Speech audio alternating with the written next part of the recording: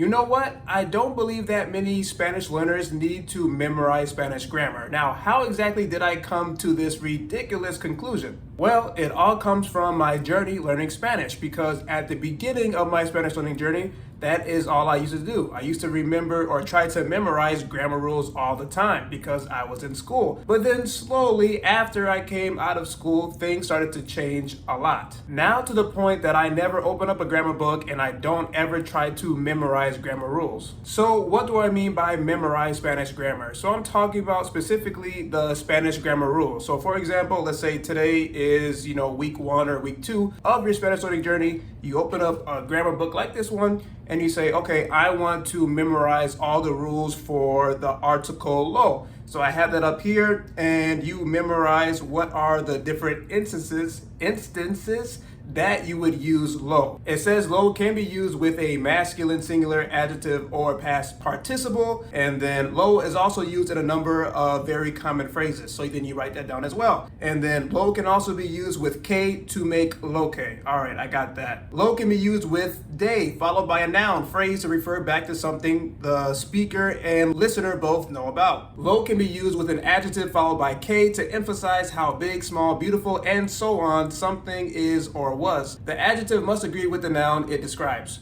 Write that down. So that is a lot of work, and that takes it can take a very long time to memorize all those different instances for when you would have to use lo. And there's so many different ones, right? So there's just so many small details that you would actually have to memorize if we're going to go this route of just trying to memorize the grammar rule itself, right? So we can have more understanding of grammar. But for me, my whole more, newer version or new way of learning Spanish grammar is not by memorizing these rules in this way, but it's just by having a general understanding of what the grammar rules are supposed to be, or how words and phrases should be used. Now, the funny thing about the evolution of my Spanish grammar journey is that the main reason why I even started to change the way that I learned Spanish grammar is because I could not memorize all these Spanish grammar rules. In my Spanish college classes, I was memorizing Spanish grammar rules. And then soon after I graduated, I was doing the same exact thing. So in 2020, I still have my college grammar book here, or textbook, which is what I would use a lot to try to memorize all of these Spanish grammar rules. But I got to the point where I just said to myself, well, this is not really working, because the more that I study, the more time that I put into studying all these grammar rules and trying to memorize them, it doesn't seem like I'm really getting any benefit because it's not really sticking in my head. Eventually, I stopped this pursuit of trying to memorize Spanish grammar rules entirely. And I was just learning Spanish and learning Spanish grammar naturally through a more immersive approach. And what really helped me to understand why I did not need to memorize all these grammar rules to learn Spanish and then also to communicate with Spanish speakers and to be able to understand them was when I was traveling to different Spanish-speaking countries and I would see different signs in Spanish. I would see an image on a sign, right, and then accompanied by a Spanish sentence or a Spanish phrase. So now I was making a connection to this phrase right there through that image. So I didn't even have to, right here, memorize a Spanish grammar rule for me to understand what that sign was supposed to mean. That was very fascinating. And then I started to see more and more signs throughout my travels, and the same thing would happen, right? I did not understand exactly why it was written the way that it was on those signs, but I knew what that phrase or what that sentence was supposed to mean based off of that image. So it was really cool. So I guess it's kind of similar to a flashcard that has an image on it, something like that. For a little bit of background, why I'm so fascinated by signs in Spanish is because I live in the United States, have always lived here, and for the majority of my life, I haven't really seen signs in Spanish. So when I was in a Spanish-speaking country, I saw all these signs in Spanish, right? But everywhere that I went. So it was really cool. And I also took a lot of pictures of them as well. Just by looking at all these signs in Spanish, I learned a lot about Spanish grammar. And by Spanish grammar, I'm not talking about all the small details and all the rules, but just the output of Spanish grammar is what I like to say, which means just the sentence structure. So you have all these rules, right? But all these rules are trying to teach you what should or how should this sentence be be structured, which word goes where. Then these experiences combined with my experiences having conversations with native Spanish speakers really changed my mentality about grammar and just about learning Spanish, because now I was less worried about the why behind these different sentences that I would hear and different phrases that I would hear and then read, but I just tried to copy exactly what I would read or hear and then try to write it out and then also try to speak. So for example, if I were to hear one of my friends say something, right? I'm like, okay, I don't necessarily care exactly why he said it that way, but I'm just going to repeat exactly what he said, and then I'm fine. I don't have to worry about all the specific grammar rules behind it, right? But I just need to understand the message, the idea behind that particular phrase or sentence that they are saying. I found a sign in Spanish online that says "Giro a la izquierda prohibido." So again, I was starting to think to myself, if a Spanish learner would see that, even if they were a complete beginner, every single day, as they were driving or they were taking an Uber or they were walking or something like that, that would get imprinted into their mind, and they wouldn't even have to think necessarily about why is giro before the a, why is the la before or after the a, why is prohibido after izquierda.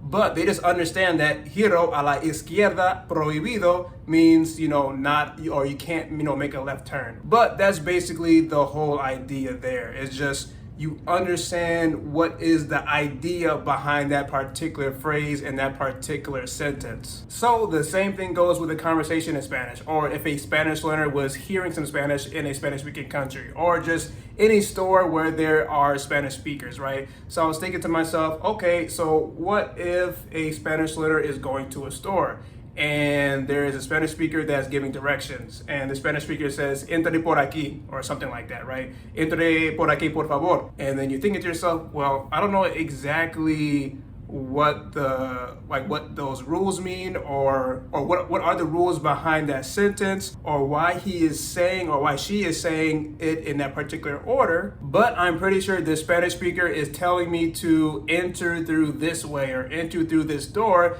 because every time they are saying this, they are pointing to the entrance of a store or something like that. And I hear this every single day, and there's also a sign that says "Entre por aquí." Now imagine if there was someone behind you one of these days when you're about to go into this store, and they actually were about to go into a door that you couldn't use. Then you tell them the same exact thing that the other Spanish speaker was telling you. "Entre por aquí, por favor." You didn't have to study for hours and hours to memorize a whole bunch of grammar rules for you to be able to communicate that to that Spanish speaker, because you heard another Spanish speaker say that, and then you just copied exactly what that Spanish speaker said, so you could tell it to someone else. So that's basically the whole idea behind this, right? And I hope that makes sense. I hope it's not too confusing. Another reason why I don't think it's necessary to memorize Spanish grammar is because although I don't really remember or have a lot of Spanish grammar rules memorized, I still am able to communicate in Spanish. I'm fluent in Spanish. I can speak Spanish fluently, and I can also understand Spanish speakers when they are talking to me without all this knowledge of Spanish grammar. The same thing goes with my reading comprehension, because I also like to read a lot of books in Spanish. I just know the general idea behind a lot of Spanish grammar. So for example, if you were to test me right now on a lot of different grammar rules, I would probably do very poorly, because again, I do not have them memorized. So I still get por versus para confused a lot, de versus del, and a versus al. I'm also still very confused with the use of say. So I know there is the impersonal say, and then there's also say which is used with reflexive verbs. But again, I couldn't tell you when all the different times that you are able to use say. I don't really know. I just know from a lot of music that I listen to, a lot of TV shows that I've watched, and then from conversations in Spanish that I've had, I've heard say being used, right? So again, I just hear these different uses of say, and then I just copy it. So for example, hoy se bebe. I've heard that a lot in different bachata songs. I'm not sure exactly what the say is referring to, but I think it just means people are drinking or something like that. Again, so if I were to say that, someone would probably understand what I'm trying to say to them. But the same thing goes with, lo or la versus lay. So I know lo and la, they're like direct objects, and lay is an indirect object, but it is more used with people. So like le regaló un carro a mi amiga or something like that. So again, I know how to use it generally, but I don't know all the specific rules, and I can't really explain why we use these grammar rules either. I make so many grammar mistakes when I'm speaking Spanish to a native Spanish speaker, or if I am texting them or something like that. So many mistakes, but it is okay, because the whole point, again, with communication is just trying to transmit an idea, transmit a message, and doing the best that you can. So through this whole journey, that is what I have learned a lot. Can I get my idea across? I don't need to have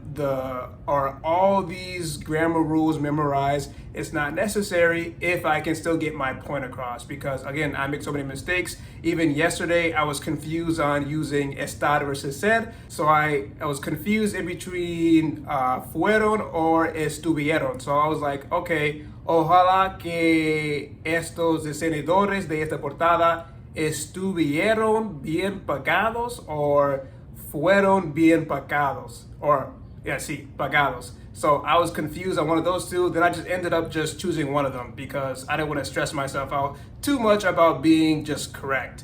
But I'm sure someone understood what I was trying to say. And the same thing goes in all my conversations. There's so many different times where, again, I don't know if I should use por or para, or estar or ser. But usually that Spanish speaker understands what I'm trying to say to them. And if they don't, they ask me a question, and then I just try to explain to them what I mean in a different way. That is the beauty of communicating in Spanish. I don't have to be perfect. It's all about the idea that I'm trying to get across. As well, even I will say that I am still trying to improve my grammar, but I do that through immersing myself in the Spanish language. So by reading in Spanish, by listening to music in Spanish, by having conversations with Spanish speakers, by watching TV, by listening to music, if I didn't say that already, by listening to the radio, because again, I do my copycat method. I'm not just studying grammar rules, but I'm just hearing these different sentences, hearing these different phrases, and then I just try to get the general sense of what they're trying to say, and then I just use those sentences and those phrases when I'm speaking and when I'm writing, and it is that simple. This is a big downside of only focusing on trying to memorize Spanish grammar rules, because you aren't getting this immersive experience. And you really have to get an immersive experience to understand more about the Spanish language and to be able to communicate as well, because there are so many different words and phrases that are used in the Spanish language that are tied to particular culture or cultures of Spanish-speaking countries. Now, if you really want to improve your Spanish and get immersed in the Spanish language, I highly recommend buying my Spanish resource kit, because you're going to get a lot of different resources that were created by native Spanish speakers, like TV shows, songs, podcasts, and YouTube channels. I also recommend downloading my 2 free PDFs, the Spanish Conversation Blueprint and the Spanish Vocabulary Blueprint. All those resources are linked down below in the description box of this video. I hope this rant about why you should not memorize Spanish grammar makes sense, and if it doesn't, please leave a comment below. Make sure that you like this video and also share it with one of your language learning friends if you liked it. Now watch this next video.